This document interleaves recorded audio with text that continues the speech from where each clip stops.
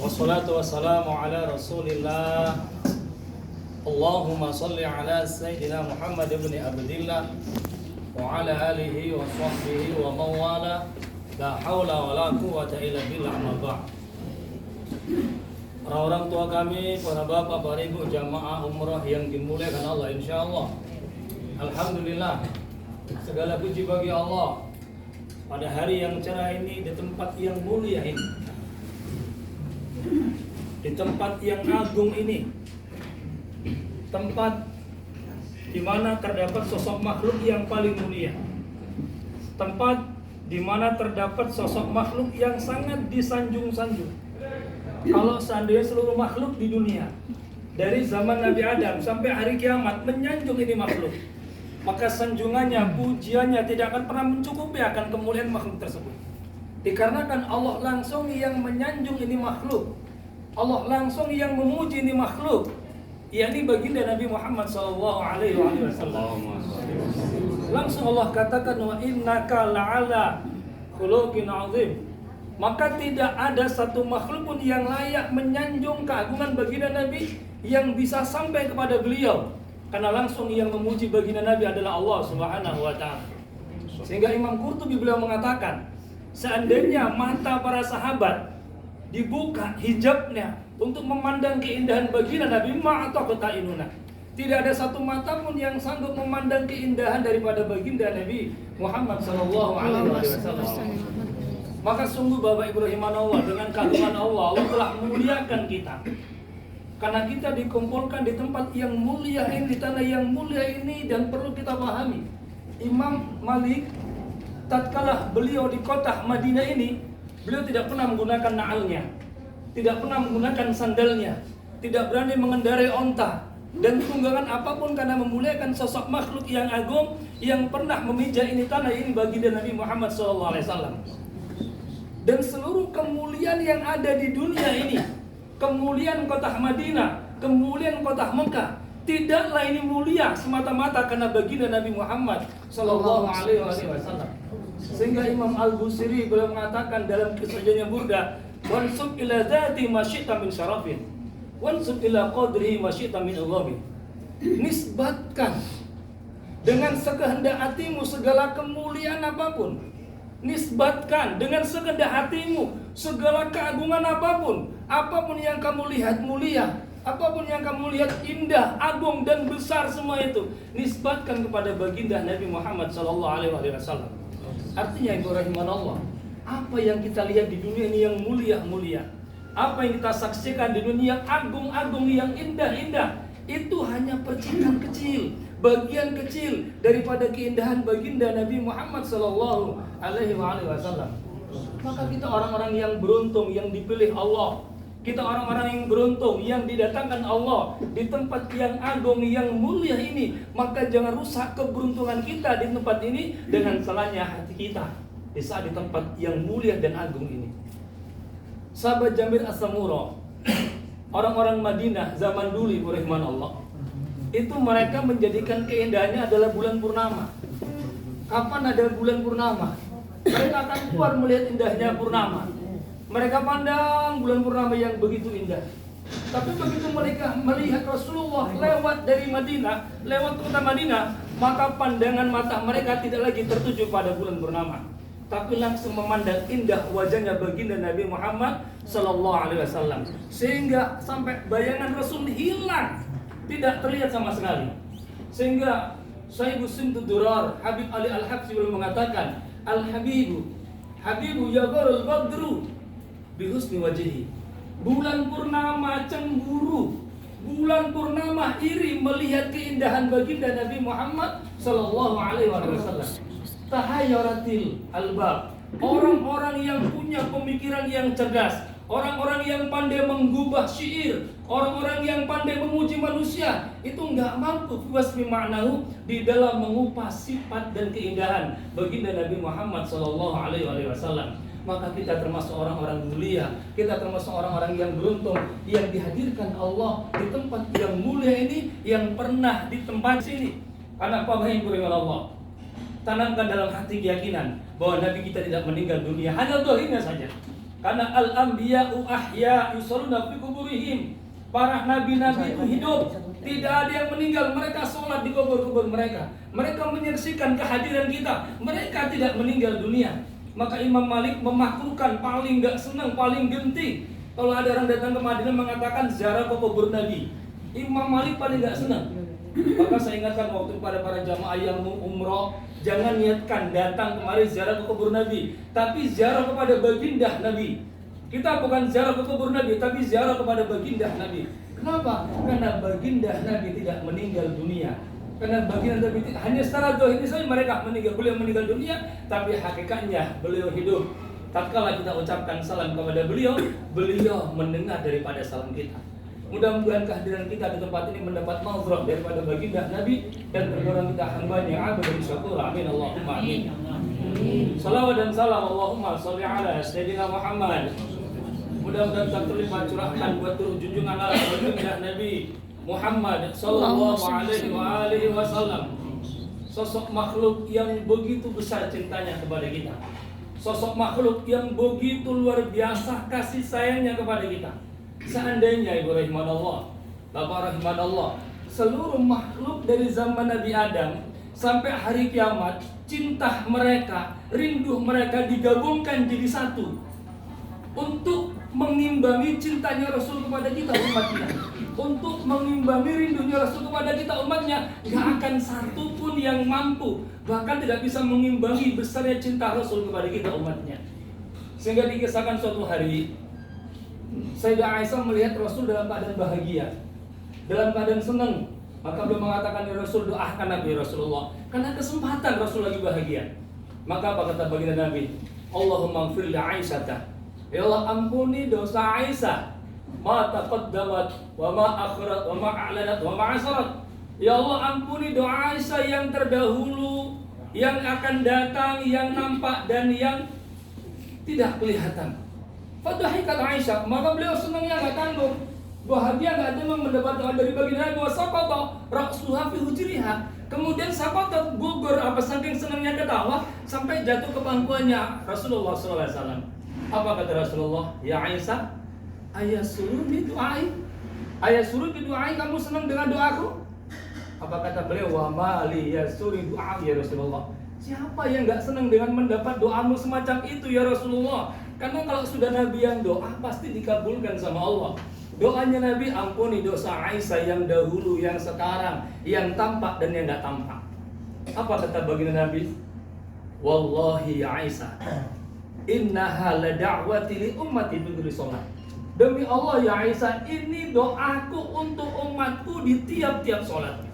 Begitu cintanya Rasul kepada kita, setiap sholat kita mendapat doa ampunan dari baginda Nabi Muhammad sallallahu alaihi wasallam.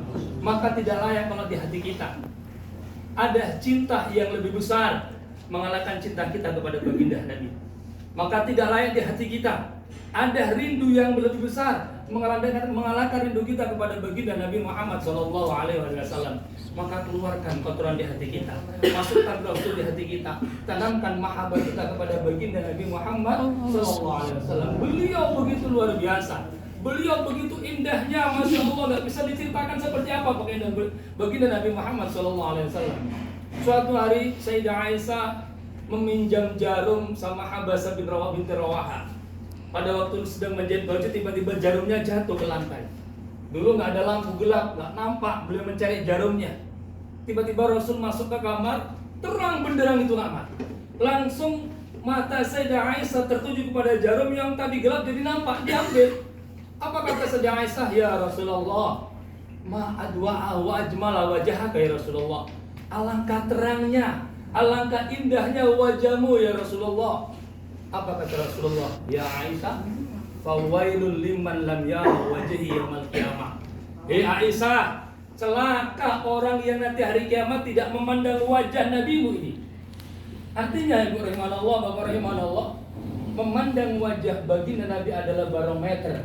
Memandang wajah baginda Nabi adalah tolak ukur selamat tidaknya kita kelak di yaumil qiyamah, celaka tidaknya kita kelak di yaumil qiyamah. Maka saya bertanya, ya Rasulullah, man lam yara wajhaka yaumil qiyamah, Siapa yang nggak bisa memandang wajahmu pada hari kiamat? Beliau katakan, dzukirtu asmi indahu wa lam yusalli alaih. Disebutkan namaku di sampingnya, tapi dia tidak mau berurut salam kepada. Maka ibu rahimanallah, ayo perbanyak sholawat kepada baginda Nabi Muhammad sallallahu alaihi wasallam. Ayo banyak-banyak menyanjung baginda Nabi. Kita punya kesempatan 2 hari untuk terus-terusan memandang Rasulullah, walaupun hanya sebatas kubah hijau, sebatas tempat Rasul. Tapi kita berada di tempat yang mulia ini, hadirkan Rasul. Getarkan hati kita kepada Rasulullah. Imam Utbah pernah mengatakan, ada datang Arab kepada Rasulullah, kepada baginda Nabi. Dia katakan, Allahumma innaka qulta wa qaulul haq. Ya Allah, Kau mengatakan dan ucapanmu itu benar, Kau berfirman, firman itu pasti benar, tidak akan salah. Dia katakan, wal anaqil dzalamu anfusahum ja'uka wastaghfirullah fastaghfirlahumur rasul. Maka barang siapa orang-orang yang semuanya orang-orang yang berbuat zalim, orang-orang yang menganiaya dirinya, kemudian datang kepadamu ya Rasulullah, minta ampun kepada Allah, pasti Rasul akan minta ampun kepada orang tersebut. Maka orang itu akan mendapatkan ampunan daripada Allah yang Maha Penerima taubat dan Maha Kasih Sayang. Maka kemudian Imam Utbah bermimpi dengan Rasulullah, dan orang itu dikabarkan mendapat ampunan daripada Allah Subhanahu wa taala. Sehingga tatkala ziarah kepada baginda Nabi ini kita ucapkan, kita sampaikan dan kita katakan, ya Rasul, aku datang ke manggamu. Aku datang kepadamu, walaupun jangan pakai kata-kata manggong. Aku datang kepadamu ya Rasulullah. Aku bertawasul kepadamu. Aku minta kepada lewat Engkau ya Rasulullah, ampuni dosaku, berikan aku syafaat. Maka insya Allah pulang dari tempat ini kita akan diampuni oleh Allah Subhanahu wa taala dan mendapat syafaat kepada baginda Nabi Muhammad sallallahu alaihi wasallam. Mudah-mudahan kita semua yang hadir, yang berada di tempat yang mulia ini, yang diagungkan ini, yang dimuliakan Allah sebab baginda Nabi yang dihadirkan tempat ini, kelak di mahsyar mendapat syafaat daripada baginda Nabi Muhammad sallallahu alaihi wasallam. Bapak Ibu rahimanallah, ada satu hadis qudsi yang perlu saya sampaikan pada pagi yang cerah ini. Wakil ada sebagian ulama mengatakan ini bukan hadis, tapi ini sepadan dengan firman Allah, Rabbuka yakhluqu may yasha wa yakhtar. Dikatakan dalam hadis qudsi, wakil ini bukan hadis, tapi banyak ulama kita mengatakan ini hadis qudsi. Dikatakan, ya abdi, Allah berfirman kepada Nabi Daud, ya abdi anta turid wa urid. Hei hambaku, kamu punya keinginan, aku juga punya keinginan, kata Allah. Wala yakunu illa ma urid. Tidak akan pernah terjadi keinginanmu, melainkan yang terjadi adalah keinginanku. Fa illam salamtani fi ma urid. Fa in salamtani fi ma urid, maka jika kamu pasrah dengan apa yang aku kehendaki, dengan apa yang aku inginkan, wa kaifatu kafi ma turid, maka aku akan cukupkan, aku akan penuhi apa yang menjadi keinginanmu. Tapi wa illam salamtani fi ma urid, kalau kamu nggak pasrah, nggak ridho dengan ketentuanku, dengan keinginanku, fa'atbatuka fima urid, maka akan kubuat susah engkau dengan apa yang kau inginkan. Kubuat kau yang paling gelisah dengan apa yang kau ingin cari.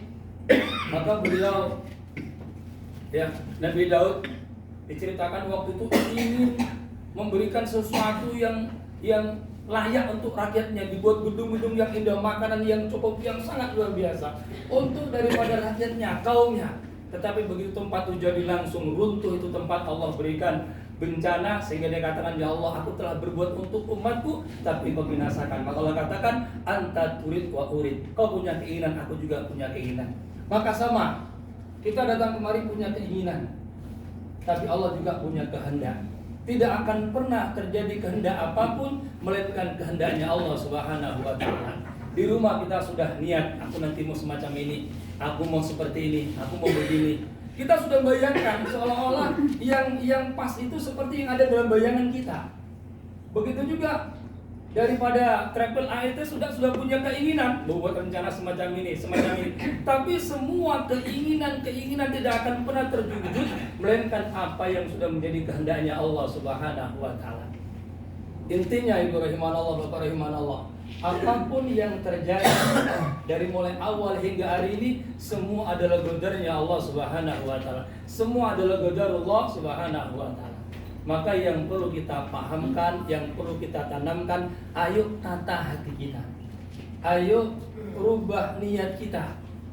Jangan sampai kedatangan kita ke tempat yang mulia ini kita telah korbankan tenaga, korbankan waktu, korbankan harta, tapi pulang sia-sia tidak mendapat apapun karena salahnya niat kita, salahnya tujuan kita, berharap memaksa yang terjadi harus sesuai dengan keinginan kita, sehingga binasa, sia-sia, rusak semuanya. Apa kata baginda Nabi? Kam min amali yatasawwaruf min amali dunia. Berapa banyak amal-amal yang kayak dia amal dunia, kayak dodo sawit, kayak ngetip berondolan, kayak nandur padi di sawah. Tapi payasiru min amal akhirah, rupanya itu amal jadi amal akhirat. Kenapa? Bihusni niyati, bagusnya niat. Tapi kam min amali yatasawwaru bi amalil akhirah. Berapa banyak orang-orang yang memandang wujudnya amal seperti amal akhirat. Berangkat dari rumah umroh ke Madinah, kayak gitu, orang itu sudah umroh, orang itu berangkat ke tanah suci, berangkat ke Madinah, bagus itu. Tapi payasiru min amalid dunia, malah jadi amal dunia, pulang-pulang nggak dapat apa-apa. Kenapa? Bisu'in niyati, dengan sebab jeleknya niat. Maka jangan sampai kita yang datang kemarin niat ibadah, datang ke tanah suci, datang ke Rasulullah, tapi tidak mendapat apa-apa sebab jeleknya niat kita. Maka yuk tata hati kita, ayo perbaiki hati kita. Jangan sampai keberangkatan kita di tempat yang mulia ini sia-sia. Seharusnya kita pulang mendapatkan ampunan dari Allah. Karena umrah ilal umrah, antara umrah ke umrah itu kafaratun, penggugur daripada dosa-dosa. Bahkan dikatakan walaupun bukan untuk umrah, tapi waman hajja, barang siapa yang melaksanakan ibadah haji, umrah termasuk haji kecil, walam yarfus, dia tidak berkata-kata jelek, walam yafsuk, dia tidak berbuat yang fasik, maka dia nanti pulang roja'a kawaladat umuhu, dia pulang nanti seperti dilahirkan oleh ibunya, seperti bayi yang berlahir tidak punya dosa sama sekali. Tapi syaratnya apa? Lam yarfus, tidak berkata jelek. Kita punya keinginan, nanti gambaran katanya di travel itu makannya gini sebagainya. Tiba-tiba enggak seperti itu. Ngomong nyeplos, makanannya enggak enak sebagainya. Ayo, yang sudah kadung rubah niat. Allah tidak langsung seketika karena kita ngomong itu langsung dicabut, enggak. Tapi masih ada dari hati kita merubah niat tadi, Allah akan jadikan itu menjadi hal-hal yang baik. Maka kesempatan kita sebelum tinggalkan kota Madinah, tinggalkan kota Makkah, ayo perbaharui niat. Aku semalam kok nggak diajak ya, kok gini ya. Terus kita grundel gitu, terus kita nggak senang, berkata jelek, nyalakan TL, padahal TL udah mati-matian, udah berusaha sebagai, dan ini itu sudah dibuat sebagainya, kita salahkan, waduh sia-sia. Maka yuk tata betul hati, apapun yang terjadi di qadarullah. Yakinlah al-ajru biqadri ta'ab, pahala tergantung sulitnya kita mendapatkan.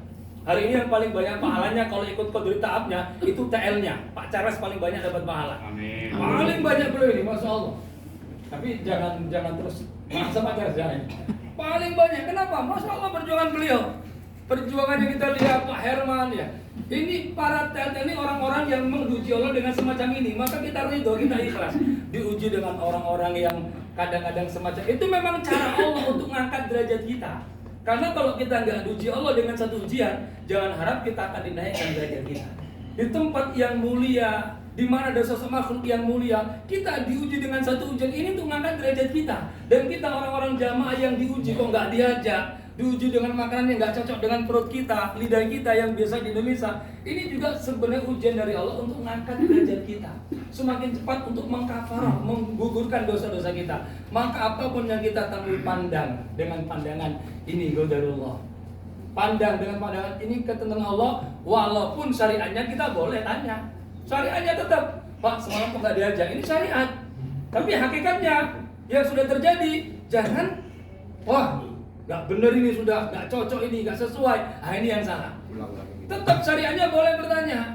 Tapi tatkala kita mengetahui ketentuan yang ditentukan Allah, kita pasrah, kita ikhlas, Allah akan cukupkan kita dengan apa yang kita inginkan. Buktinya hari ini ibu lebih khusus nanti dibawa ke kebun kurma oleh TL-nya. Lebih khusus lagi, ini kan ketentuan Allah yang kita nggak ngerti, nggak sangka-sangka. Maka ibu rahman Allah, ayo sebelum kita tinggalkan tempat yang mulia ini, berada di tempat yang mulia lagi untuk melaksanakan ibadah umrah, jaga hati kita. Ya, Jaga lisan kita, walam yarfus, jangan berkata jelek. Apapun yang kita lihat jangan dicaci. Nengok makanan nggak pas jangan dicaci. Nengok orang yang nggak pas jangan, itu orang udah jelek, udah gemuk, nggak sopan. Ini hati-hati Bapak. Hati-hati. Ini yang perlu dijaga hati. Apapun yang kita pandang nggak pas dengan kita, buang. Minta wastur aibaman. Ya Allah, tutup aibnya orang-orang di hadal Madinah Munawwarah. Di kota Madinah yang penuh dengan cahaya ini. Minta ya Allah, tutupkan apapun yang buat hatiku bertanya-tanya, berkata-kata tentang yang membuat rusak hatiku. Minta sama Allah. Jangan sampai sikit-sikit dibahas. Makanannya, susunya, ininya semua dibahas. TL-nya nggak pas ini. Soal sepatu, Pak Ustaz, yang soal pakai sepatu dibahas. Sepatu dibahas. Nggak aku sendiri, Bang. Kalau sepatu. Makanya ini bagaimana Allah ya. Orang-orang mau di teras-teras itu jangan dibahas semua yang kita pandang. Pandang dengan pandangan kasih sayang. Pandang dengan pandangan. Ada yang lain tuh. Kok nggak cocok sama ibadahnya? Jangan dibahas. Jaga hati supaya apa? Sempurna ibadah kita, pulang ke rumah insyaallah umratan mabruratan. Amin. Insyaallah. Maka ayo jaga betul-betul hati kita dari memandang, dari menilai, melihat siapapun kayak kita yang paling benar, kayak kita yang harus gini, nggak bisa. Juga walam yaksub, dan jangan berbuat yang jelek, jangan berbuat yang fasik, jangan berbuat sesuatu yang dilarang oleh Allah, yang nggak disengaja oleh baginda Rasul Sallallahu Alaihi Wasallam. Hatta, mohon maaf, ini hatta. Kendati kita kayak ini berbuat baik ini, ya mau baca ini, tiba-tiba diusir. Jangan kita jadikan, wah ini nggak bener nih orang, jangan. Udah pandang dengan pandangan husnudzon, pandang dengan pandangan cinta dan kasih sayang, pandang dengan pandangan yang sedikit-sedikit, oh ini udah nggak pas. Awak gini udah gini, awak gini berarti nggak bisa apa-apa. Buang semua itu rahman Allah. Insya Allah apabila mampu menjaga hati, menjaga lisan, menjaga pikiran, pulang dari Madinatul Munawwarah menuju Makkahul Mukarramah, pulang ke Indonesia, insya Allah antara umroh kita ke umroh berikutnya menjadi kafarat, menjadi penggur daripada dosa-dosa kita. Dan insya Allah kita akan diampuni oleh Allah Subhanahu wa Ta'ala. Maka terakhir, intinya Bapak Ibu rahman Allah, di kesempatan di tempat yang mulia, yang agung, yang ada sosok yang paling mulia, baginda Nabi Muhammad sallallahu alaihi wasallam, yang kemuliaannya masya Allah. Kalau kita bertawasul lewat Rasulullah, insya Allah pasti akan diampuni Allah. Amin. Hatta Nabi Adam bertahun-tahun minta ampun sama Allah, Allah nggak ampuni. Bertahun-tahun akibat makan buah khuldi. Tapi di saat dia teringat dengan nama Nabi, dia katakan Allahumma inna atawassalu bika wa tawajjubi nabiyika nabiyyar rahmah. Dia sebut ya Sayyidah ya Rasulullah. Dalam kitab Mafahimnya, Sayyid Muhammad Al-Maliki dikatakan ikfir dunubi, ampun dosaku ya Allah. Maka kemudian dari mana tahu Nabi Muhammad? Di mana kenal Muhammad? Dia katakan ya Allah, waktu kau tiupkan ruhku, kau buka fafahtu aini, kau buka kedua mataku, kau lihat nama Muhammad berada di sampingmu di tiang-tiang aras. Maka Allah ampuni sebab tawasulnya kepada baginda Nabi Muhammad SAW. Maka ayo kita minta kepada Allah lewat baginda Rasul SAW. Tidaklah orang yang datang kepada Allah lewat pintu Rasulullah, melainkan dia pulang dalam keadaan diampuni oleh Allah Subhanahu wa Ta'ala. Jadi tata hati, tata niat, jaga lisan, jangan sembarang ngomong, jangan sembarang komen. Apapun jangan dikomeni. Ya, apapun jangan dikomeni. Seneng nggak seneng, anggap aja seneng. Enak anggap enak. Saya belum pernah orang yang seneng jeruk. Saya paling nggak seneng yang gini. Tapi alhamdulillah, karena memandangnya dengan cinta, di tempat yang suci nggak ada yang nggak enak, pasti enak. Di tempat yang mulia apapun saya makan jadi nikmat gitu. Saya ini orang kena penyakit jantung, Ibrahim Allah, kalau makan nggak bisa banyak. Diambilkan istri banyak, saya nggak bagi mubazir. Takut ini tempat Rasulullah. Terasa perut nggak ada kenyang gitu. Biasa aja, bahkan mau tambo gitu. Artinya apa? Tatkala kita menjaga niat, menjaga hati, Allah akan mudahkan semuanya. Ayo, bahkan kemarin mau berangkat Ibrahim Allah, saya sudah ngalami sesak, udah gak kumat jantungnya. Jalan sini sudah masuk-masuk nggak sanggup. Udah kayak mana? Bisa nggak ini umroh kira-kira ini? Bisa nggak ini datang ke sini? Udah mulai gelisah, tapi saya yakin ada Rasulullah, nggak mungkin nggak bisa. Alhamdulillah hingga hari ini sedikit pun saya nggak mengalami sesak. Bahkan jalan begitu cepat nggak ada sesak. Naik turun banget nggak ada sesak. Alhamdulillah. Ini apa? Ini pertolongan Allah lewat baginda Rasul Sallallahu Alaihi Wasallam. Maka yuk tata niat, tata hati. Insya Allah umrah kita umrah mabrurah, umrah maskurah. Mudah-mudahan yang kita sampaikan singkat bermanfaat. Kurang lebih mohon maaf dan saya akhiri. Assalamualaikum warahmatullahi wabarakatuh. Waalaikumsalam warahmatullahi wabarakatuh. Mau air para Syekh Kul Hadi. Wah, masya Allah ya. Aku tadi mau nangis juga tadi kan. Baik. Jadi tadi inti dari tausiah beliau ini lagunya Agi, ya kan? Tahu? Jalan. Nah, jalan hati. Nah,